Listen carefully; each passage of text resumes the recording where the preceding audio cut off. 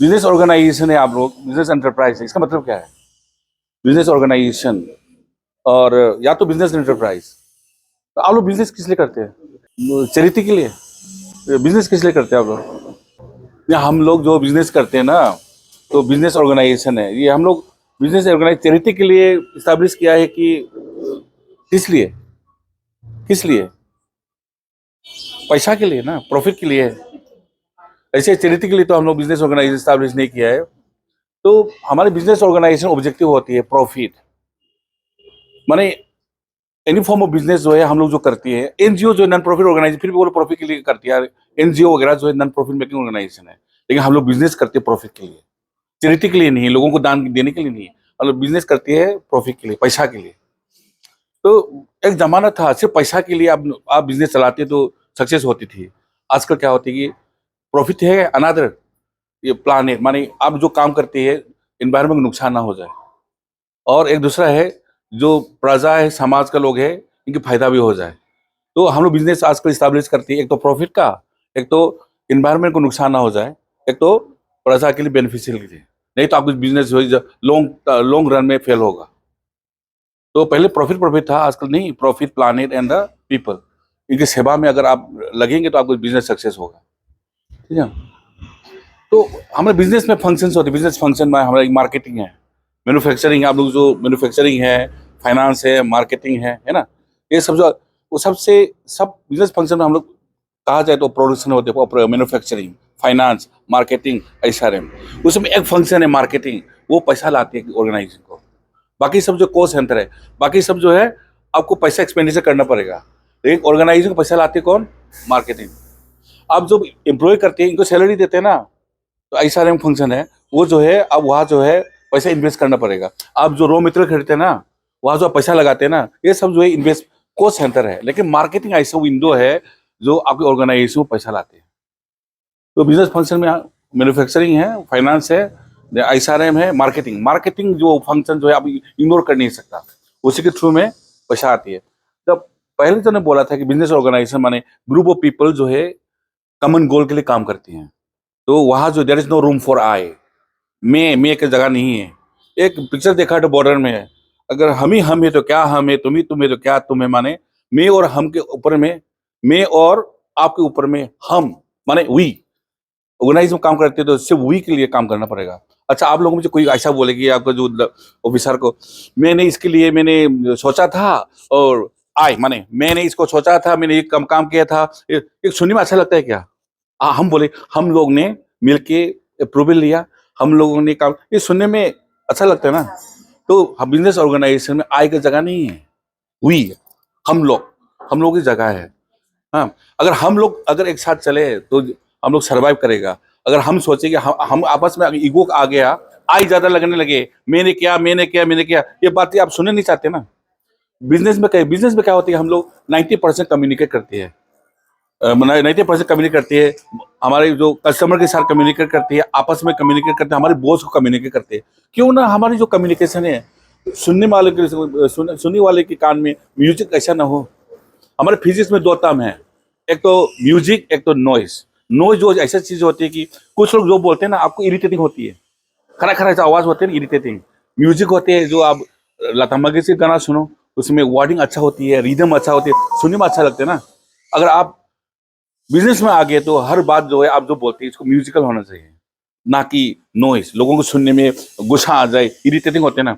जब मैं आसाम यूनिवर्सिटी में 2004 में आया, एक स्टूडेंट था, इनसे बात करने के बाद है ना कि ऐसा ऐसा इनका आवाज ऐसे तो बातें ऐसे करते कि वो जाने के बाद जो है ना, मैं दरवाजे में मेरा शर्ट जो मैंने लगाने का मन करता था।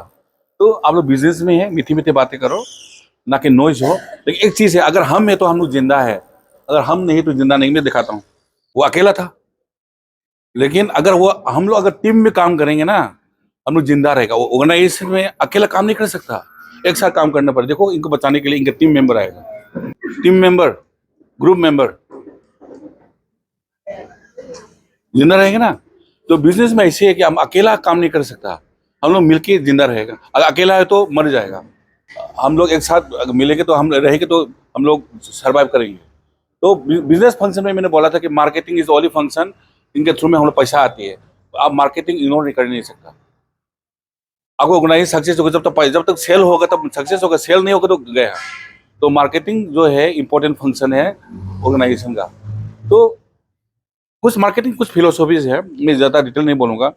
अगर मैं मार्केटर हूँ, अब मेरा सोच यही है, अगर मेरा प्रोडक्ट जो है ना सस्ता प्राइस में मिल जाए और हर जगह में अगर अवेलेबल होने से लोग खरीदेगा। मैं सोचता हूँ एज ए मार्केटिंग मैनेजर, मेरा प्रोडक्ट सस्ता होना चाहिए क्योंकि इंडिया पोर कंट्री है, सस्ता होना चाहिए और हर जगह मिलना चाहिए। इस सोच के लेके अगर आप मार्केट में उतरा तो इसको बोलते हैं प्रोडक्शन कंसेप्ट। सोच से आपने मार्केटिंग शुरू किया, आपने कोशिश किया कि प्राइस कम हो और प्रोडक्ट हर जगह अवेलेबल हो। ये कंसेप्ट लेके आप मार्केट में जाए, इसको बोलते हैं प्रोडक्शन कंसेप्ट। लेकिन प्राइस को आप भूल जाओ, बोलते हैं हमारे प्रोडक्ट क्वालिटी होना चाहिए, तो क्वालिटी हो तो लोग खरीदेगा। खास तौर से खाने वाली चीज में अगर क्वालिटी हो तो लोग खरीदते हैं, चाहे प्राइस ज्यादा हो। कम से कम जो आप जो खाते शरीर के अंदर चले जाते हैं ना, खराब चीज तो आप खाना नहीं पसंद करेंगे ना। जो जो ये मैं मार्केटिंग में मैन हूँ, मैं सोचता हूँ कि अगर मेरे प्रोडक्ट क्वालिटी हो तो लोग खरीदेगा। इस इस विश्वास के हिसाब से आप मार्केट में उतरेंगे ना, जिसको बोलते हैं प्रोडक्ट कंसेप्ट। तो एक सेलिंग कंसेप्ट है। सेलिंग कंसेप्ट बोलते हैं कि कस्टमर को अकेला मत छोड़ो, इनको एडवर्टाइज करो, सेल प्रमोशन करो, उसके बाद इनको कन्विंस करके प्रोडक्ट भेजो। अकेला कस्टमर को अकेला मत छोड़ो। जब आप दुकान में जाते हैं, सेल्समैन आपके पास आते हैं ना, तो बोले कि क्या खरीदने है, क्या है पसंद है, तो आपको कन्विंस करने की आती है कि ये प्रोडक्ट अच्छा ही पड़ेगा। बोलेगा आजकल ये ट्रेंड चल रहा है, आप खरीद दीजिए, ये शर्ट आपके ऊपर में देखने में अच्छा लगेगा, फलाना फलाना। तो वो बोलते कस्टमर को अकेला मत छोड़ो, सेल प्रमोशन करो, एडवर्टाइजिंग करो, पर्सनल सेलिंग करो, किसी भी तरह कस्टमर को कन्विंस करके सामान बेच दो। ये सेलिंग कंसेप्ट है। मार्केटिंग कंसेप्ट बोलते हैं कि देखो पहले कस्टमर को क्या क्या चाहते हैं, इसको इसको रिसर्च करो, जो मार्केट रिसर्च बोले ना। कस्टमर कौन सा प्राइस चाहिए, कौन सा कलर चाहिए, कौन सा टेस्ट चाहिए, पहले जानकारी करो, जानकारी। उसके बाद वो प्रोडक्ट बनाओ, उसके बाद कस्टमर को ऑफर करो बेटर देन द कंपटीटर। तब आपका मार्केटिंग का जो पैसा जो आना चाहिए आएंगे बोला। मार्केटिंग कंसेप्ट बोलते हैं कि दोबारा दोहराता हूँ, आपके जो कपड़ा लोग हैं, कपड़े हमारे इस एरिया का या तो ये नॉर्थ असम का या साउथ असम का लोग जो है कौन सा प्राइस रेंज में चाहिए, कौन सा कलर चाहिए, है ना, ये सब जानकारी कर लो मार्केट रिसर्च के थ्रू में। उसके बाद इसको मैन्युफैक्चर करके इनके सामने भेजाओ। आप लोग चाहते यही है, एंड अब कस्टमर को सर्व करो बेटर देन कंप्यूटर, देन आपका मार्केटिंग डिपार्टमेंट सर्वाइव करेगा। सोसाइटी मार्केटिंग कंसेप्ट ये है कि मार्केटिंग की तरह है। वो बोलते हैं कि long term interest of the customer in society भी देख लो। फॉर एग्जाम्पल मैं देता हूँ, मेरा वेट जो जब मणिपुर में वापस आया था बॉम्बे से, मेरा 75 किलोग्राम था। मैं अकेला था यूनिवर्सिटी में, सुबह सुबह 9 बजे क्लास था, अकेला था, खाना नहीं बनाया, होटल में आया, रोज बोरा खाया, चाय पिया, ऐसे ऐसे करके मेरा वेट जो है 149 तक पहुंच गया 75 किलोग्राम से। बहुत हमारे सोमो रेसलर से भी उभर गया। एक दिन मैं यहाँ से वो रोके गया तो दुकानदार को बोला, मैडम आपको कोर्ट जाना पड़े मेरे साथ। आपने जो खिलाया स्वादिष्ट खिलाया, लेकिन तेल खराब था, इसलिए लॉन्ग टर्म में मेरा बॉडी जो बल्जिंग हो गया, 75 किलोग्राम से 149 पहुंच गया। आपको मेरे साथ जेल जाना पड़ेगा क्योंकि आपने लॉन्ग टर्म इंटरेस्ट पर कस्टमर नहीं देखा। अभी जो आयरन मणिपुर में ये कई छात्र अभी आयरन में सुबह वो जाती है नूडल्स वगैरह खाते, मैंने बोला देखो स्वादिष्ट तो है आपके पास टाइम नहीं, लेकिन कैसा तेल में बनाया वो सब देख लो, नहीं तो लॉन्ग टर्म। और दुकानदार को लोगों को बोला जो दुकान में बोले देखो लॉन्ग टर्म इंटरेस्ट होती है, आप जो खिलाते हैं स्वादिष्ट है कि कस्टमर को नुकसान ना हो। वो सोसाइटी मार्केटिंग कंसेप्ट बोलते हैं कि लॉन्ग टर्म इंटरेस्ट कस्टमर भी देख लो, ठीक है। तो इसमें क्या होता है कि आपकी तो ऑलरेडी प्रोडक्ट है आपके पास, या तो ऐसा करना चाहिए था कि सर्वे करके मार्केट रिसर्च करके ये सर्वे करो पूरा बाराक में कौन कौन से लोग उस प्राइस रेंज में खरीदना चाहते हैं, कौन कौन से उस कलर में खरीदना चाहते हैं, कौन कौन से इस डिजाइन में खरीदना चाहते हैं। तब उसके बाद जो है अकॉर्डिंग आप उस कलर का इतना बना लो, उस साइज के मैंने उस प्राइस रेंज में इतना बना लो, उस डिजाइन में इतना बना लो, तो आपको नुकसान नहीं होगा। तो मार्केटिंग हम लोग कस्टमर से शुरू होती है और कस्टमर में खत्म होती है। ये नहीं आपके पास ऑलरेडी है तो आप इसके ऊपर इम्पोज नहीं कर सकता। कस्टमर इज द किंग बोलते हैं, कस्टमर बोलते हैं कि हम लोग बोलते marketing customer is the king बोलते हैं। क्यों? कस्टमर महाराजा है। क्यों? महाराजा जब जो चीज करना चाहते हैं वो डिसाइड करते तो एक बार डिसाइड कर तो करते ही कि नहीं। राजा लोग जो है एक जमाने में वो इसलिए जो करना चाहते हैं हमेशा जो इनकी इच्छा जो कब काम करते हैं कि नहीं। कस्टमर के आपके पास पैसा है, आप किंग है, क्योंकि आप जो चीज आप खरीदना चाहते हैं खरीद सकते हैं, नहीं खरीदना चाहते खरीद सकती हैं। आप आपको किसी ने लाओ मेरी दुकान से आके खरीदो करके आपका हाथ खींच के और आपको मजबूरन आपको सामान आपको खरीदने के लिए बोल नहीं सकता। इसलिए बोलते कस्टमर इज द किंग। आपके पास पैसा है, आपका जो चाहे आप खरीदेंगे, नहीं चाहे नहीं खरीदेंगे। इसलिए हमारी मार्केटिंग होती है कि कस्टमर इज द किंग बोलते हैं हम लोग, क्योंकि महाराजा भी जो मन में आया करते हैं, है ना। इस तरह के हमारे जो कस्टमर भी, इनके पास पैसा है, वो महाराजा की तरह है। आप इसको फोर्स करके हाँ, रिलेशनशिप के थ्रू में आपके आपको आपकी क्या कहते हैं, आपको इज्जत देने की वजह से रिलेशन के थ्रू में 2-3 पीस खरीदा होगा, लेकिन बाद में तो नहीं खरीदेगा। कभी कभी अरे यार अब तुम एक तुम्हारी सहेली के पास गया, अरे यार कुछ खरीदो, हाँ आपको दोस्ती देकर खरीदेगा। वह यहाँ भी रिलेशनशिप मार्केटिंग भी है। मार्केटिंग में अगर अगर आपका सामान जो है ना रिलेशन के थ्रू में कुछ समय तक तो बेच सकती है, लेकिन लॉन्ग टर्म में अगर क्वालिटी नहीं है तो लॉन्ग टर्म में आपको सामान बेच नहीं सकता। लेकिन लोग खरीदते हैं रिलेशनशिप को लेके, रिश्ता को लेके, दोस्ती को लेके। हमारे अरेमुरा में एक दुकान था, हमारी दोस्त है, अक्सर इनके सामान खरीदता रहा, लेकिन बाद में पता चला कि MRP वगैरह जो इसका जो एक्सपायरी वगैरह जो है थोड़ा वो देखता नहीं है, और हम लोग को बहुत इंतजार करना पड़ता है। इसलिए एक बुद्धा दुकान है, वो बुद्धा तो छोटा सा था, अभी वो बड़ा हो गया, क्योंकि वो कस्टमर को वेलकम करती हैं। ऐसा कस्टमर जो बहुत डेंजर आदमी है। अच्छा, मेरे एक डायरेक्टर था, अभी अमेरिका में है। मणिपुर यूनिवर्सिटी के गेट में एक दुकान था, हमेशा फॉर द लास्ट 33 ईयर्स वो वहां से सामान खरीदा था। एक दिन क्या हुआ, 1 केजी आलू खरीदा, घर पहुंच कर आलू जो है अंदर में जो ग्रीन होता है खराब हो गया ना, इसिंग चंगा आलू, इसिंग चंगा। तो वो दुकान के पास आया, दुकानदार के पास, अरे यार आपसे जो कल किलो लिया था, 1 आलू किलो लिया था, अंदर में वो आलू खराब है। वो दुकानदार क्या बोला, अंदर में जो है हमने तो देखा नहीं है। उस दिन से उस कस्टमर ने उस दुकान से खरीद नहीं, हर महीने में वो 5,000 6,000 खरीदा था, इसने स्टॉक किया उस दुकान से खरीदना। अगर 250 रुपया का नहीं, 250 पैसा का रुपया का सामान जो है अगर बदल भी लें, इनका नुकसान नहीं होता ना। अरे यार कल जो है मुझे जानता नहीं है, जो एक नया आलू लेके जाओ। अब तो कस्टमर खुश है, बोले कि हमने अंदर में जो है हम देखा नहीं है, तो इसने वापस नहीं किया। तो इनका महीने का 6,000 जो इनसे गया। डायरेक्टर भी इनके दोस्ती था, हमने भी गया, हम लोग इवनिंग वॉक एक साथ चलती है, और मार्केटिंग साथ 5-6 लोगों ने निकल गया। तो 5,000 5,005 कितना निकल गया महीने में? हाँ नहीं 25,000। अभी वो दुकान मर गया। जैसे कस्टमर को ट्रीट करना है आपको, कस्टमर को एक बार आपके पास कस्टमर आ गया, लॉन्ग टर्म के लिए पकड़ना है आपको। अगर हम लोग कहते हैं, दुकानदार को बोलते हैं आपको रेगुलर कस्टमर कितना है, रेगुलर जो फर्क है, और नॉन रेगुलर कस्टमर कितना आती है। जो एक बार नॉन रेगुलर कस्टमर आ गया, इसको पकड़ो। किस तरह की कुछ पैसा कम करके, कुछ मिठाई दे के, कुछ एडिशनल क्यों करके पकड़ो इसको। और हम एज ए सेलर हमको तो पता हमारा रेगुलर कस्टमर कितना है, वो फिक्स है। और आपको ऐड करना है फ्रॉम टाइम टू, आपको कस्टमर आज एक करने, दूसरा दिन एक करने, एक करते जाओ, एक करो। हम लोग बोलते हैं कि दोस्ती कमाओ, दुश्मनी मत कमाओ। आपको दोस्ती आज कितना है, कल कितना है, दोस्ती कमाते रहो, लेकिन दुश्मनी कम करते जाओ, कम करते जाओ ना। ये कंसेप्ट है। तो इसमें मार्केटिंग फंक्शंस में, हमारी मार्केटिंग फंक्शन में हम लोग सेल प्रमोशन पर आती हैं, एडवर्टाइजिंग पर आती हैं, एंड देन सेलिंग पर आती है, पर्सनल सेलिंग पर आती है। तो इसमें हमको दिया गया मार्केट रिसर्च। मार्केट रिसर्च और मार्केटिंग रिसर्च में अंतर है। तो इसमें जो ना मार्केट रिसर्च, आप हमको जो टॉपिक दिया गया था मार्केट रिसर्च है, मार्केट रिसर्च और मार्केटिंग रिसर्च में अंतर है। अच्छा, एक चीज और, हम महाभारत रामायण का कहानी में सुनने में मेरे ग्रैंड मादर का पीछे पीछे जाता था। उसमें बोला गया था कि 4 योगज है, सत्य, त्रेता, द्वापरा, कली। कल की बात फिर दोबारा आएगा, सत्ययुग दोबारा आएगा। आजकल तो RTI है, CCTV है, पॉकेट कैमरा है, जो पहले जो अच्छा हमारे ऑफिशियल फाइल भी हम लोग जो है कंप्यूटर के थ्रू भी जाती हैं। आजकल जो ट्रांसपेरेंसी है, अब कुछ किसी भी तरह अनइथिकल प्रैक्टिस कर नहीं सकता। जो लल्लू प्रसाद आज जेल में है कि नहीं, कई IAS ऑफिसर जेल में है। आज अभी सत्ययुग आ गई है, आप लोगों को सत्ययुग में किस तरह की मार्केटिंग करना है अब सीखना है। अब गलत माने अनइथिकल प्रैक्टिस होते हैं ना, किसी को झूठ बोल के कुछ करके जो अनइथिकल प्रैक्टिस होती है, आज आप लोग कर नहीं सकता, क्योंकि आपको पकड़ जाएगा। CCTV है, RTI है, आजकल तो पॉकेट कैमरा है। गलत तरीका से सामान भेजेंगे ना, आपको पकड़ेगा अब जेल में। तो हम लोग स्टोरी को बोलते हैं कि we are preparing you for stepping into Satyug. सत्ययुग आ गया है, हर जगह CC कैमरा लगा है कि नहीं, RTI है ना। देन अगर गलत तरीका से आपने सामान भेजेगा तो एक दिन पकड़ेगा। लल्लू प्रसाद आज जेल में, कई IAS ऑफिसर आज भी जेल में, क्योंकि अभी सत्ययुग आ गया है।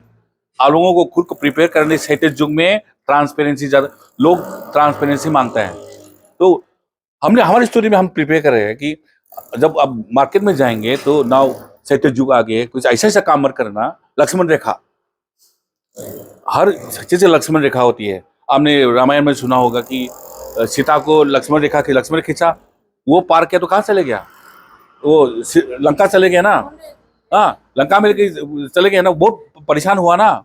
लेकिन उस उस रामायण में तो आपका जो क्या कहते हैं, हनुमान है, लक्ष्मण है, कई मोंकी है इनको बचाने के लिए। लेकिन रियल लाइफ में जब हम गलत लक्ष्मण रेखा क्रॉस करेंगे ना, हमको बचाने वाला कोई नहीं रहेगा। इसलिए जो काम करते हैं ट्रांसपेरेंसी, रिकॉर्डिंग ठीक से करो, ट्रांसपेरेंसी ठीक से करो, नहीं तो हम लोग जिंदा नहीं रहेगा। लक्ष्मण रेखा, हर जगह लक्ष्मण रेखा है। हम स्टूडेंट को पढ़ाते हैं कि कहाँ कहाँ लक्ष्मण रेखा होना चाहिए। तो लक्ष्मण रेखा एक बार पार गए ना, उस कहानी में तो बचाने के लोग आए, हमको बचाने वाला कोई नहीं रहेगा। आपको दोस्त भी नहीं आएगा, आपको बॉस भी नहीं आएगा, आप खुद फंसेंगे। तो देखो, आर्मी में क्या होती है, नेशन फर्स्ट, उसके बाद जो है इनका रेजिमेंट सेकेंड, उसके बाद इनका टीम, बाद में आय आती है। आय हमारे बिजनेस में हम लोग बोलते हैं कि जो कंपनी हमको ब्रेन बटर देती है, फर्स्ट प्रायोरिटी उसको दो, सेकंड प्रायोरिटी मेरा।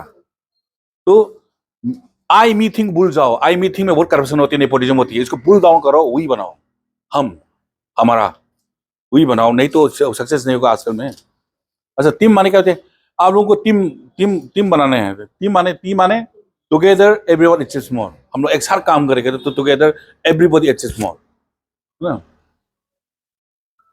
तो मार्केटिंग में क्या होती है कि पहले हम इस साल में कितना सेल करना चाहते हैं, ऑब्जेक्टिव है। इस जगह में, इस साइज माने इस प्राइस रेंज में, इस डिजाइन में कितना सेल करना चाहती हैं।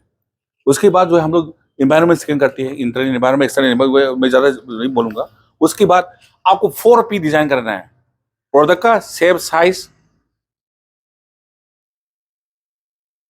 ये प्रोडक्ट में। अच्छा, इंडिया में तो हाथ होता है ना, तो जब हम लोग सर्वे करते तो 250 ग्राम वगैरह चाहिए साबुन का। साउथ इंडिया वो उसमें, साउथ अफ्रीका में इतना मोटा मोटा इतना मोटा चाहिए इनको, बड़ा साइज चाहिए, बड़ा साइज धोने के लिए। अच्छा, इंडिया में तो कोई फेयर लवली, इंडिया में तो फेयर जो कम्प्लेक्शन व्हाइट होती है इसको फेयर लवली बोलते हैं ना। साउथ अफ्रीका में डार्क एंड लवली। वहाँ का परसेप्शन है कि काला हो, मोटा हो तो ब्यूटी है।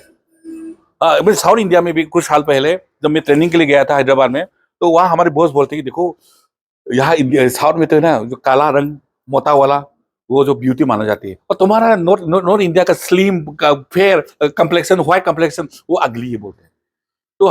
तो आदमी क्या सोचते हैं, इस हिसाब से आपको प्रोडक्ट बनाना पड़ती है। जो फेयर लवली है ना, अफ्रीका में डार्क एंड लवली करके मार्केट किया है। Dark and lovely, fair lovely नहीं, dark and lovely. Same product, उसको कलर भी बदल दिया, डार्क कर दिया, और स्लोगन भी डार्क एंड लवली। तो आपको सर्वे करना चाहिए। सर्वे करने के बाद इस प्राइस रेंज में कितने लोग खरीदना चाहती हैं, इस डिजाइन में कितने लोग खरीदना चाहती हैं, एंड देन ये पैकेजिंग, इस तरह की पैकेजिंग में चाहिए, आपको सर्वे करना पड़ेगा। तो दूसरा, देन प्राइस में इस प्रोडक्ट के लिए किसी का प्राइस रेंज, हम लोग पूछते हैं आप कौन सा प्राइस में खरीदना चाहते हो। तो कुछ लोग बोलते हैं कि हम तो प्राइस में तो ध्यान नहीं देते, क्वालिटी में ध्यान देती है। कुछ लोग बोलते हैं प्राइस नहीं, उसमें खरीदना चाहती है। तो सर्वे करने के बाद आपको डिसाइड करना है 4P, कौन सा प्रोडक्ट होना चाहिए, कौन सा प्राइस रेंज होना चाहिए, और किस तरह के प्रमोट करना चाहिए, और ये प्रोडक्ट कहाँ अवेलेबल होना चाहिए। कॉस्मेटिक आइटम्स जो है ना, ग्रोसरी में भी मिलता है ना, ग्रोसरी में भी। लेकिन आप लोग खरीदेंगे, लेकिन आजकल के जो स्कूल गोइंग लड़के लोग खरीदेंगे नहीं। वहाँ store only for cosmetic store होती है एक्सक्लूसिव, और वहां से जाके खरीदेगा, भले ही प्राइस ज्यादा हो। आप लोग सेम सामान है ग्रोसरी स्टोर में मिलती है, आप लोग तो खरीदेंगे ना। लेकिन आजकल के जो लड़के लोग जो है ना, कॉस्मेटिक स्टोर में जाएगा, वहाँ नीट एंड क्लीन रखा गया है, शीशा के अंदर में रखा, प्राइस ज्यादा, वहां से खरीदेगा। तो हम लोग पूछते हैं कि आप कहाँ अवेलेबल होगा तब आप खरीदेगा। तो मैंने बोला था मार्केटिंग जो है कस्टमर से शुरू होती है, कस्टमर में एंड करती है। हम लोग कस्टमर कौन सा प्राइस रेंज, कौन सा कलर, कौन सा डिजाइन, कौन सा, देन ये सब करते हैं। उसके बाद जब हम एडवर्टाइजमेंट होती है ना, लीडरशिप सर्वे करती है, हर जगह जाके बोलती है आप कौन से न्यूज़पेपर लेती हो, और उसके बाद कौन सा टीवी देखते हो, कौन सा प्रोग्राम देखती हो, कौन सा टाइमिंग में देखती हो। उसके बाद एडवर्टीजमेंट करते हैं ना, जो मेजोरिटी खरीदी है वो न्यूज़पेपर, उसी में पहला एडवर्टीजमेंट होती है। अगर टीवी प्रोग्राम में करते तो जो बोलते हैं मेजोरिटी, जो मैं आफ्टरनून स्लॉट में देखती है, हाउस वाइफ है, आफ्टरनून स्लॉट में देखती है या तो 9 बजे रात को देखती है, तो हम लोग सर्वे करते हैं, उसके बाद जो सेल प्रमोशन एडवर्टाइजिंग डिसाइड करती है। इसलिए मार्केट रिसर्च जरूरी है। मार्केट रिसर्च जरूरी है कि आपको सब प्रोडक्ट जो है आपको इसको सेल करने से पहले जो 4P आपको ने ये जो है ना, ये सेलेक्टिंग द, आज का टारगेट मार्केट भी था, ये मार्केटिंग अपॉर्चुनिटी सेलेक्ट करने के बाद टारगेट मार्केट, कौन सा मार्केट में जाना है, कौन सा मार्केट में, मैं टाइम मिले तो जरा एक्सप्लेन भी करो कौन सा मार्केट में जाना है। कोका कोला आपने देखा है, पेप्सी देखा है ना, कोका कोला देखा है, कोका कोला चौकीदार भी पी लो, रिक्शा वाला भी पी लो, ऑफिसर भी पी लो, कोई माइंड नहीं करता, ठीक है नहीं, पीते लोग। देन आजकल एक आया माउंटेन ड्यू आया है, माउंटेन ड्यू कंपनी सोचा कोका कोला ऑलरेडी मार्केट में है, पेप्सी ऑलरेडी मार्केट, हम कौन सा मार्केट ले लेंगे, कौन सा टारगेट मार्केट में हमको तय करना है। इसने सोचा कि यंग एंड डायनेमिक जो एडवेंचरस लोगों के लिए निकाला है, Mountain Dew targeted to young and adventurous only, सबको टारगेट नहीं किया। आई लव यू रासना देखा था उन्होंने, आई लव यू रासना, रसना जो है आई लव यू रसना, वो आई लव यू रसना किसको टारगेट किया, वो सोचते हैं बच्चे लोग बहुत जिद्दी होती हैं, इनका बर्थडे जब मनाते हैं ना, माँ को एक बार बोले हम रसना ही दोस्तों को पिलाएंगे, तो वो जिद्दी हैं, वो समझ के जिद्दी है, इसलिए इन्होंने बच्चे को लेके बच्चे को टारगेट किया आई लव यू रसना। तो आपका जो प्रोडक्ट है कहाँ टारगेट करना है ये समझना चाहिए इन्फ्लुएंसर को। तो ये टारगेट मार्केट जो है,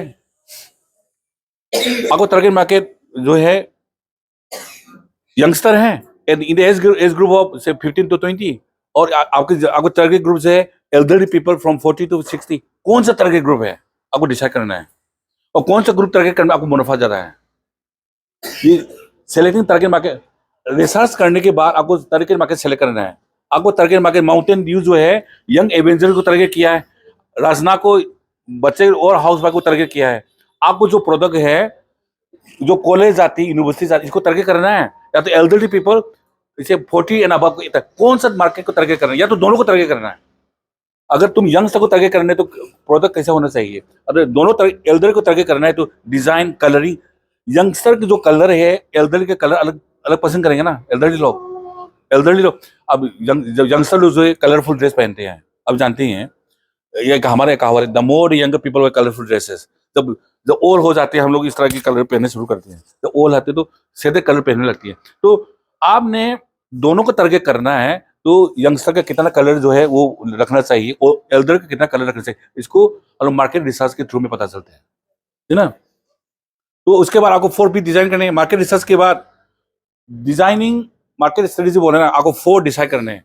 प्रोडक्ट प्राइस, ये प्रोडक्ट के बारे में same size colour price range, promotion कैसा करना है, और इसको कहाँ अवेलेबल होना, मार्केट में अवेलेबल होना चाहिए कि एक्सक्लूसिव हैंडलूम आउटलेट में होना चाहिए, आपको डिसाइड करना है।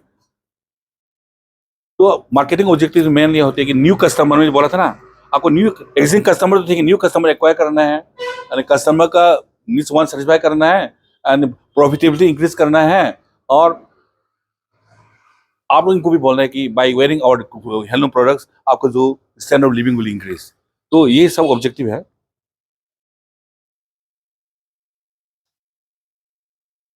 जब कंपनी जब छोटा है ना, कस्टमर के पास रहते हैं, इनको इनको कस्टमर क्या चाहते क्या नहीं समझ में आती है। जब कंपनी बड़ा हो जाती है तो डिसीजन मेकर जो है कस्टमर से दूर हो गया, तब हम लोग डिसीजन लेते हैं on the basis of information. आप लोग डिसाइड करते हैं ना, जो हम कार खरीदने से पहले इंफॉर्मेशन गैदर करते हैं ना कि इसका ग्राउंड क्लियरेंस कितना है, माइलेज करना है। अगर जब कोई भी चीज खरीदते हैं तो हम लोग इंफॉर्मेशन गैदर करते हैं ना। तो जब मार्केटिंग मैनेजर जब डिसीजन लेते हैं तो MIS के थ्रू में लेते हैं। तो आप जो मार्केट रिसर्च हमको जो बताया गया, वो मार्केट रिसर्च जो है part of the MIS system है। एक सिस्टम है आपको जो रिकॉर्ड सिस्टम है, कौन बल्क में परचेस होती है, कौन छोटा छोटा परचेस होती है।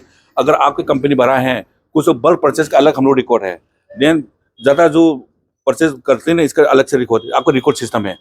कौन सा पार्टी कौन सा कितना खरीदती है, कितना अमाउंट में खरीदती है, रिकॉर्ड रखती है, इंटरनेट रिकॉर्ड सिस्टम। एक तो मार्केट रिसर्च जो है सर्वे करेगा, दूसरा है डिसीजन सपोर्ट सिस्टम में स्टैटिस्टिकल टूल्स रखती हैं। आपको फाइनल डिसीजन लेने से पहले इस तरह के टूल्स रखती है। एक जमाने में हम लोग रिसर्च किया था 1996 में, मनी, एक मैं इंग्लिश में बोलता हूँ पहले, Manipuri peoples prefer different brands of television but their preference do not depend on income. फिर बोलता हूँ, मणिपुरी पीपल उस वक्त जो है डिफरेंट ब्रांड्स ऑफ टेलीविजन चाहते हैं, लेकिन इनका जो चाहत वो ना चाहत इनकम से डिपेंड नहीं करती हैं। लेकिन हमारे कहावत तो है इनकम दे के एक्सपेंडिचर करो, इनकम दे के एक्सपेंडिचर करो, एक कहावत है ना, है कि नहीं? इनकम दे के अपने इनकम के हिसाब से हम एक्सपेंडिचर करते कि नहीं, एक कहावत है मणिपुर में भी। क्या बोलता होगा, इनकम दे के एक्सपेंडिचर करो। लेकिन जब टेलीविजन के बारे में आते हैं ना, तो इनकम को नहीं देखते। अगर जो खरीदते तो दोस्तों से उधार लेती है, या तो बैंक से लोन लेती है, या तो सामान बिक कर वो खरीदते हैं। इमोशनल वहां अगर ईगो भी वहां अगर पसंद है तो वो इनकम देखते नहीं है, वो दोस्तों से पैसा बोरो करो, सामान दूसरा खेत को बेच दो, वो खरीद देते हैं। तो कुछ सामान कुछ प्रोडक्ट ऐसे हैं लोग प्राइस में डिपेंड नहीं करता, अगर चाहते तो खरीद देते हैं। तो ये हम लोगों ने एक थ्योरी बना लिया था उस समय का कि कस्टमर लोग जो है डिफरेंट ब्रांड्स ऑफ टेलीविजन चाहिए, लेकिन इनका चाहत जो है इनकम में डिपेंड नहीं करता। तो आपको इस तरीके के टूल वगैरह जो है वो डिसाइड करती है कि किस तरह के कस्टमर हो। ये बहुत लेंथी प्रोसेस है, हम लोग एनालिसिस करते हैं, कंप्यूटर की मदद लेती हैं। एंड देन मार्केटिंग इंटेलिजेंस है ना, यहाँ ये एक मार्केटिंग इंटेलिजेंस है। ये चारों ग्रुप है ना, इसमें देखो मार्केट रिसर्च है, मार्केट इंटेलिजेंस है, एंड देन मार्केट रिसर्च जो है मैं अभी आज टच करूंगा, मार्केटिंग इंटेलिजेंस है, and then internet record system है। जब आप बेचते तो आपका जो कोऑपरेटिव का भी रिकॉर्ड होगा, आज के दिन कितना कितना क्वांटिटी खरीदा, किसने खरीदा, रिकॉर्ड होगा। उसे रिकॉर्ड को एनालिसिस करने में हम लोग पता चलता है हमारे फ्यूचर मार्केट कहाँ है। तो इसमें मार्केटिंग इंटेलिजेंस लिखा है ना, मार्केटिंग इंटेलिजेंस। जब मैं मल्होत्रा ग्रुप, अब टोपाज लेजर ब्लेड देखा, टोपाज ब्लेड आपने सुना, टोपाज ब्लेड जो सेविंग का लेजर ब्लेड, टोपाज ब्लेड है ना, सिल्वर वगैरह उस कंपनी में था। तो वहाँ जो है ना, हर होलसेल मार्केट में एक आदमी रखा है, वो लोग बोलते हैं महारथी। बेंगलोर में रखा है, कलकत्ता में रखा है, दिल्ली में रखा है, बॉम्बे में रखा है। ये वो डेली इंफॉर्मेशन देती है, आज कंपटीटर आ गया, इसने ऐसा ऐसा किया, इसने सेल प्रमोशन ऐसा किया, वो डेली रिपोर्ट आती है। तो इंटेलिजेंस सिस्टम जो है ना, वो डेली रिपोर्ट कंपनी में आती है, डेली रिपोर्ट। आज जो विल्किंसन स्क्वाड जब मार्केट में आया ना, हर दुकानदार को एक अच्छा सा ऐसा बहुत बड़ा क्लॉक, इसमें ऐसा था कि वो विल्किंसन स्क्वाड का सिंबल सबको डिस्ट्रीब्यूट कर रहा था। तो वहां से रिपोर्ट आती है, आज बेंगलोर में विल्किंसन स्क्वाड इंट्रोड्यूस हुआ है और हर डिस्ट्रीब्यूटर को ऐसा ऐसा दिया गया है। मैनेजर डिसीजन लेती है on the basis of information. वो इंफॉर्मेशन कौन देते हैं? मार्केट रिसर्च देती हैं, मार्केटिंग इंटेलिजेंस सिस्टम देती हैं, एंड इंटरनेट रिकॉर्ड सिस्टम देती है, और ये डिसीजन सपोर्ट सिस्टम टूल है फॉर एनालाइजिंग इंफॉर्मेशन। तो हर मैनेजर डिसीजन लेती है on the basis of information. Information के बिना हम कैसे डिसीजन, जब मैं कार खरीदता हूँ इंफॉर्मेशन गैदर करती है, उसके बाद ये ब्रांड खरीदूंगा कर डिसाइड किया है। जब भी आप कोई सामान खरीदेंगे ना, तो अब जब वॉशिंग मशीन खरीदते हैं, और जब अब तो इन्फॉर्मेशन तो गैदर क्या होगा, कौन सा वॉशिंग मशीन अच्छा है, कौन सा इसका वारंटी कितना है, प्राइस कितना, इन्फॉर्मेशन तो गैदर किया होगा। ये नहीं कि तुरंत मार्केट जाके खरीदे, इन्फॉर्मेशन गैदर किया ना। तो मार्केटिंग मैनेजर भी बिफोर सेलिंग देयर प्रोडक्ट, ये इन्फॉर्मेशन सिस्टम एक उसके ऊपर डिपेंड करते हैं। तो मार्केट रिसर्च में आओ, मार्केट मैंने बोला था मार्केट रिसर्च और मार्केटिंग रिसर्च का अंतर है। तो मार्केट रिसर्च जो है नैरो है, वो हमारे कस्टमर जो है कौन से एरिया में रहती हैं, और वो कब खरीदती है, कितना खरीदती हैं, और ओकेजन दुर्गा पूजा के समय में खरीदते हैं या तो होली के समय में खरीदते, कब खरीदते हैं। ये आपको जो मार्केट रिसर्च है ना, ये जो है कौन सा ब्रांड खरीदती हैं, कहाँ से खरीदती हैं, परचेज टाइमिंग दुर्गा पूजा के समय में खरीदती है कि होली के समय में खरीदती है, निगोन चको के समय कब खरीदती है, एंड देन जब खरीदती तो कितना खरीदती है। ये आपका कंज्यूमर बिहेवियर, कंज्यूमर आपको जो मार्केट रिसर्च बताएगा। लेकिन आपका जो मार्केटिंग रिसर्च है ना, ये मार्केटिंग रिसर्च जो है वो जरा कवर करती है, सिर्फ कंज्यूमर ही नहीं, वो कवर करती है कि प्रोडक्ट जो है सेव साइज प्राइस रेंज कितना होना चाहिए, एंड देन इसको कैसे प्रमोट किया जाए, इसको कहाँ अवेलेबल हो जाए। तो जब आप मार्केट रिसर्च बोलते हैं तो सिर्फ कंज्यूमर के बारे में, वो कब खरीदती है, कहाँ खरीदती है, कितना अमाउंट खरीदती है, और कौन सा ब्रांड पसंद कर, कौन सा डिजाइन पसंद कर, इतना ही है। लेकिन जब मार्केटिंग रिसर्च होगा ना, इसको आप कवर करते किस तरह के प्रमोट करना है, प्रोडक्ट कहाँ अवेलेबल होना है, और इनका प्रोडक्ट वेराइटी कितना होना है, ये सब कवर किया हुआ है। तो मार्केटिंग रिसर्च जो लार्ज है, मार्केट रिसर्च होता है सिर्फ कंज्यूमर के ऊपर फोकस किया है, कब खरीदते हैं, कहाँ खरीदते हैं, कौन से डिजाइन खरीदते हैं, कितना खरीदते हैं, और कब खरीदते हैं, निगोत्सकों के समय ज़्यादा खरीदते हैं, होली के समय में, पूजा के समय में वो उसमें ध्यान देती हैं।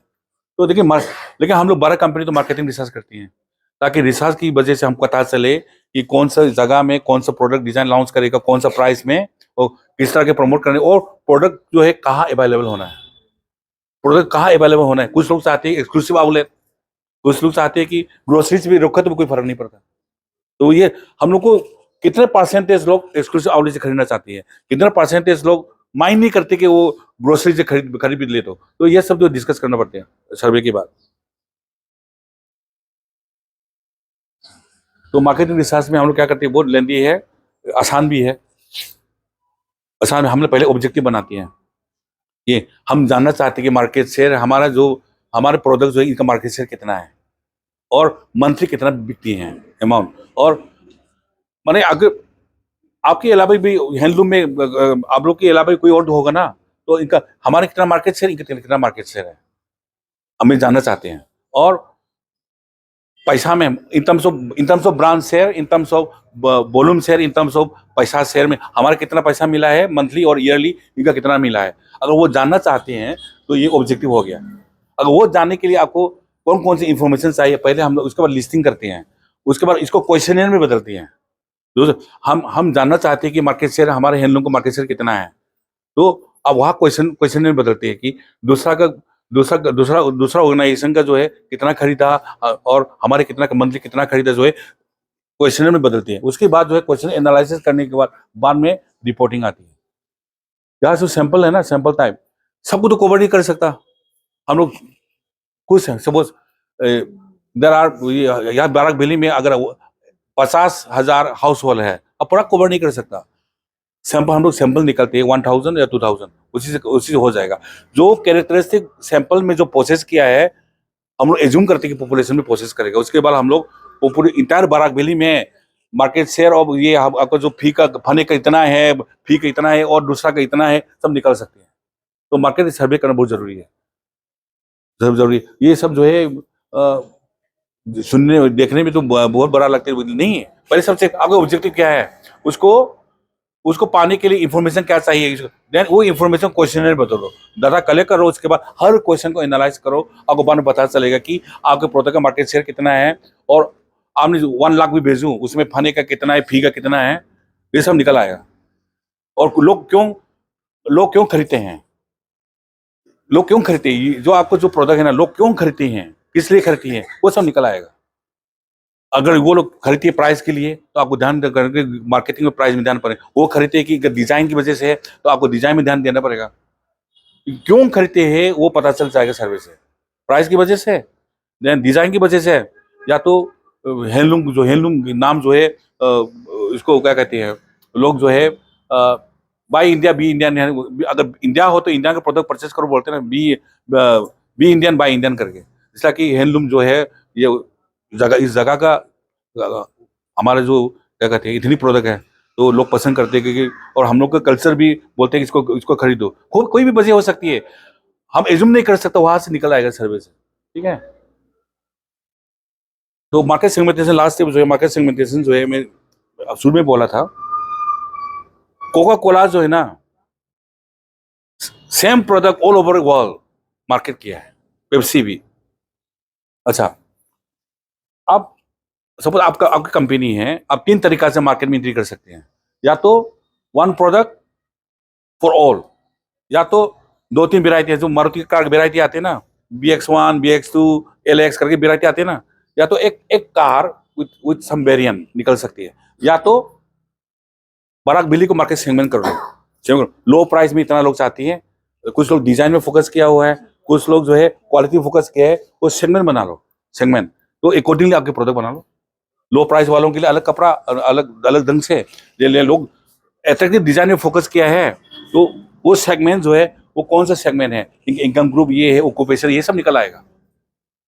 तो या तो आप सब सेगमेंट को, कोका कोला की तरह सब सेगमेंट को कवर कर लो, या तो एक प्रोडक्ट 2-3 वेरायटी जो मारुति की आती है, VX1 LX करके आते हैं ना, इस तरह की वेरायटी 1 वेरायटी करके निकालो। या तो स्कूल गोइंग चिल्ड्रन के लिए अलग, एडल्ट के लिए अलग, adult segment, middle age segment, school going children segment, अलग अलग सेगमेंट के लिए अलग अलग प्रोडक्ट डिजाइन करो, है ना। ये है सेगमेंटेशन में। ये तो टारगेट मार्केटिंग जो है ना वो बहुत जरूरी है। अगर आपके पास रिसोर्सेज, आपके पास बहुत पैसा है, बहुत आदमी है, तो सबको कवर कर लो। लेकिन आपके पास ज्यादा पैसा नहीं है, रिसोर्सेज ज्यादा नहीं है, सेल में ज्यादा है, तो आपको मार्केट सेगमेंटेशन करना पड़ेगा। मैं तो उसी सेगमेंट में एंट्री करेगा। जो माउंटेन ड्यू ने यंग एडवेंचरस सेगमेंट में एंट्री किया, इस तरह के आप लोग भी एक ही सेगमेंट में जाना पड़ेगा। आपके पास रिसोर्सेज पैसा है तो सब सेगमेंट में चले जाओ, कोई फर्क नहीं पड़ेगा। लेकिन आपके पास आदमी ज्यादा नहीं है, रिसोर्सेज ज्यादा, पैसा ज्यादा नहीं है, तो आप सेगमेंट आइडेंटिफाई कर लो। हमको हमको यंगस्टर में पहले तरह करेंगे, उसके बाद या तो मिडिल एज या तो एल्डरली, कौन सा वो तीनों के तरह करना है तो कर लो अकॉर्डिंगली। यंगस्टर कौन सा क्या चाहती हैं, स्कूल गोइंग चिल्ड्रन आपके हैंडलूम के प्रोडक्ट में कौन सा क्या चाहती हैं, एंड मिडिल एज ग्रुप आपके हैंडलूम में कौन सा प्रोडक्ट चाहते हैं, कौन सा प्राइस रेंज में खरीदती, ये सब जो है मार्केट रिसर्च में पता चलेगा। ठीक है, तो सेगमेंटेशन जो है पहले सेगमेंट कर लो, सर्वे करने के बाद सेगमेंट कर लो।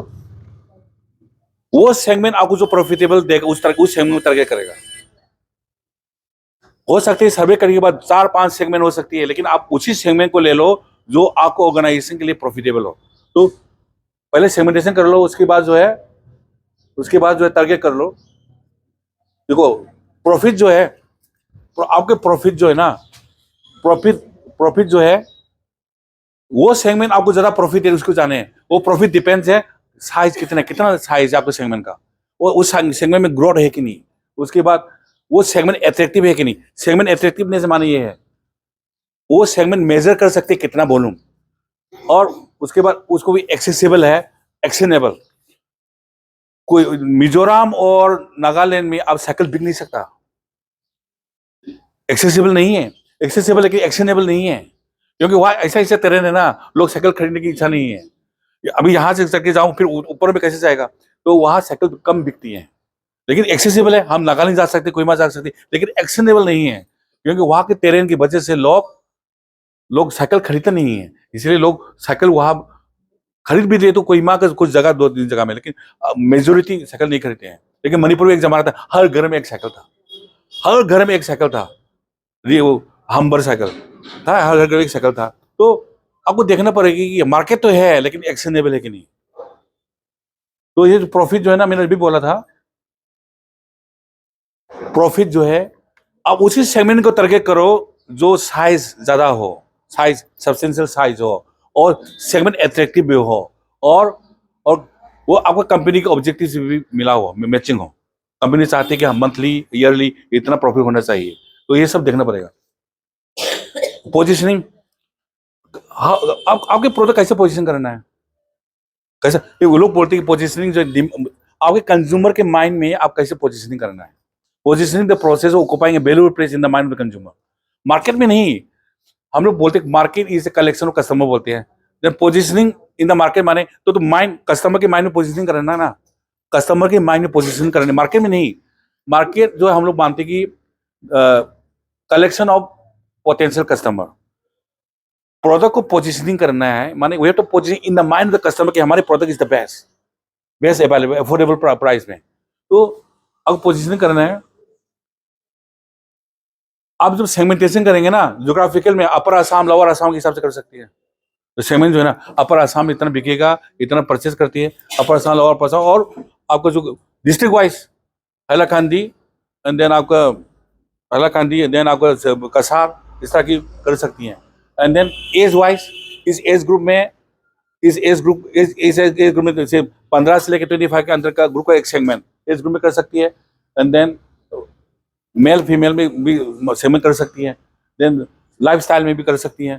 तो देन मैं बोला था ना कि वो परचेस ओकेजन, मणिपुर में अक्सर जो है निगोन चाको बहुत खरीदती है, निगोन चाको बहुत सारी खरीदती है। तो अगर यहाँ जो कसार में दुर्गा पूजा में बहुत सारे सामान खरीदते हैं, है ना, तो कौन सा ओकेजन में ज्यादा खरीदती है, तो उस ओकेजन को आप टारगेट करना है।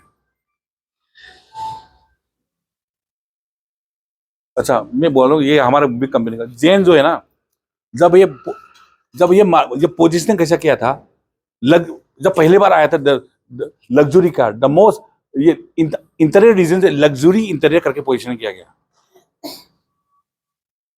पोजीशनिंग जो बोला था ना, पोजीशनिंग जो है mind in the mind of customer position, इसको जब कार लॉन्च किया था बोले कि वर्ल्ड क्लास कार है, it has a beautiful interior luxury, लेकिन जब बाद में जब लॉन्च किया तो बोले कि सेफ्टी, ये जेन खरीदेगा तो सेफ्टी होगा, जेन खरीदोगे तो आपको सेफ्टी होगा करके लॉन्च किया। तो जब इंडिका लॉन्च किया, कुछ कार है कि इनका डिग्गी पे बहुत स्मॉल होते कि अब जो लगेज रख नहीं सकता, इस तरह ए स्टार, मैं पहले मेरा कार ए स्टार, लेकिन वहाँ बॉक्स नहीं रख सकते, पीछे बहुत छोटा है। ये बोल है कि ये इंडिका जब लॉन्च किया, स्मॉल कार है लेकिन it has a more space, दिखा ना, मोर कार पर कार, ये बोले कि स्मॉल कार सेगमेंट में लेकिन it has a more space करके लॉन्च किया है। तो आप अच्छा, जब मणिपुर में जो थांगसम एग्रो इंडस्ट्रीज का जब लिगला ब्रांड पहले लॉन्च किया था 1997 में वहाँ प्रोग्राम में था, मैंने बोले देखो don't market as me too product माने हम भी एक फ्रूट जूस, ये लिगला ऑर्गेनाइजेशन जो है वो फ्रूट जूस मार्केट करती है, तो don't market it as me too product माने हम भी एक फ्रूट जूस है करके लॉन्च मत करो। अगर लिगला माने मॉर्निंग ड्यू है, फ्रेश रिफ्रेशिंग होती है, इस तरह के लॉन्च करो, fresh refreshing natural fruit juice. हम फ्रूट जूस है लेकिन दूसरा से अंतर है in terms of fresh refreshing fruit juice. तो आपको डिफरेंशिएट करना है आपके प्रोडक्ट। बाकी लोग भी हेलूम, आपको कोऑपरेटिव वाले भी हेलूम प्रोडक्ट किया है, दूसरा कोऑपरेटिव भी हेलूम प्रोडक्ट किया होगा, लेकिन आपका लोगों से क्या अंतर है वो डिफरेंशिएट करना है। अगर आपका कोऑपरेटिव सोसाइटी ज्यादा बिकना है तो हम भी हेलूम प्रोडक्ट करें, वो लोग भी हेलूम, मणिपुर में हेलूम प्रोडक्ट, लेकिन हमारे यहाँ का प्रोडक्ट, आपको जो फुलेरतोल का प्रोडक्ट जो है, how it differ from the other, वो आपको डिफरेंशिएट करना है। हम भी एक हेलूम प्रोडक्ट लॉन्च करो, हम ही हेलूम प्रोडक्ट है, लेकिन या तो मैनुअली प्रिपेयर हुआ, डिजाइन में अच्छा है, या तो कुछ तो बोलना पड़ेगा ना, तो लोगों से अंतर करने के लिए, लोगों से डिफरेंशिएट करने के लिए। तो लिगला ब्रांड जो है वो हम लोगों ने बोला कि हम भी एक फ्रूट जूस है करके मत करो, हम फ्रूट जूस है मगर फ्रेश रिफ्रेश। लिगला माने मॉर्निंग ड्यू है, मॉर्निंग ड्यू फ्रेश होती है, रिफ्रेशिंग होती है, तो इसका फायदा उठाओ। आपको लिगला ब्रांड अच्छा है तो लिगला ब्रांड का जो फ्रूट जूस है हमने अगले दिन जो है हर पोस्टर में लगा दिया, fresh refreshing natural fruit juice. तो डिफरेंस दूसरा फ्रूट जूस है, डिफरेंशिएट करके मार्केट बोल, इसका मार्केट शेयर है। तो आपका जो यहाँ का प्रोडक्ट है, मणिपुर में भी हैंडलूम है, यहाँ भी बाकी जगह, लेकिन आपका यहाँ का जो क्या यूनिक है बाकी से डिफरेंट, वो हाईलाइट करो। कुछ तो होगा in terms of raw material, होगा इन टर्म्स ऑफ डिजाइन, होगा कुछ तो होगा इन टर्म्स ऑफ स्किल। आपको जो यहाँ का जो लोग जो कपड़ा बनाते हैं इनका स्किल के अंतर में होगा, कुछ तो होगा, वो आइडेंटिफाई करके हमारी जो हैंडलूम प्रोडक्ट है, हैंडलूम है लेकिन कौन से हैंडलूम है, एक डिफरेंस लोगों को बताओ कि ये अंतर है, ताकि लोग डिफरेंस, अरे यार ये फुलेरतोल का हैंडलूम तो वो कुछ अलग है करके ना। तो ऐसे ही जो मैं कोशिश कर रहा हूँ, आप लोगों को पता नहीं, मेरी हिंदी बहुत कमजोर है, कुछ समझ में आएगी नहीं। तो हम लोग तो शुरू से पता नहीं, हम लोग को तो मैनेजमेंट का तो हम लोग इंग्लिश में पढ़ाते हैं, शुरू से क्लासरूम में इंग्लिश में होती है, डिस्कशन होती है, तो लेकिन मैंने सोचा कि थोड़ा हाँ भूल गया यार, हिंदी बोल रहा हूँ। देखो ये हम लोग, मैंने अभी बोला था कि क्षैतिज युग आ गया है, हम अपना काम करते रहो। जब ऊपर में जो स्टार वगैरह है ना, इसको पूरा एक साथ करके एक फोटो लिया था, इस तरह किया आया, इसको बोलते हैं आई ऑफ द गॉड। हाँ, ये आई ऑफ द गॉड। तो कभी मत समझना कि भगवान नहीं देख रहे हैं, अपना काम करते रहो, ये भी सोचो कि भगवान हम सबको देख रहे हैं, है ना। ये इसको बोलते हैं, ये पूरा जो पुल करके एक कैमरा लिया था, तो ये फोटो आया, जिसको बोलते लोग आई ऑफ द भगवान का आंख है बोलते हैं। तो ये सब देख रहे हैं ऊपर से, अपने काम जो साहित्य युग आगे है, काम ठीक से करो, गलत काम मत करना, इथिकल अप्रोच करो, भगवान सब देख रहे हैं। तो ये बात करके थैंक यू।